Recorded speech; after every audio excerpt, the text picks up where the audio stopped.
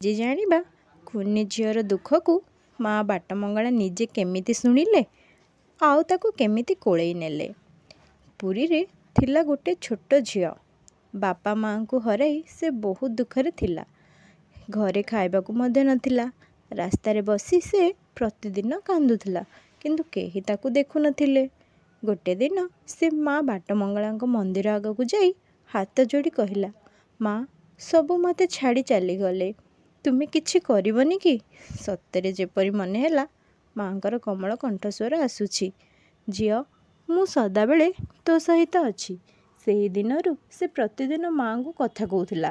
ଏଇସବୁ ଦେଖି ଲୋକେମାନେ ହସୁଥିଲେ, କିନ୍ତୁ ଝିଅର ଭକ୍ତି କେବେ ବି କମି ନଥିଲା।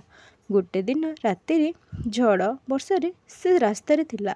ସକାଳେ ଲୋକେ ଦେଖିଲେ ଝିଅ ନାହିଁ, କିନ୍ତୁ ମାର ମୂର୍ତ୍ତିର ମୁଖରେ ଅଜବ ହସ। ସେମାନେ ବୁଝିଗଲେ ଯେ କୁନି ଝିଅଙ୍କ ଦୁଃଖକୁ ମା ନିଜେ କୋଳେଇ ନେଇଥିଲେ। ଏହି କାହାଣୀର ଶିକ୍ଷାଟା ହେଲା, ଯେତେବେଳେ ସମସ୍ତେ ଆମ ହାତ ଛାଡ଼ି ଦିଅନ୍ତି, ମା ବାଟମଙ୍ଗଳା ପାଖରେ ଏମିତି ରୁହନ୍ତି।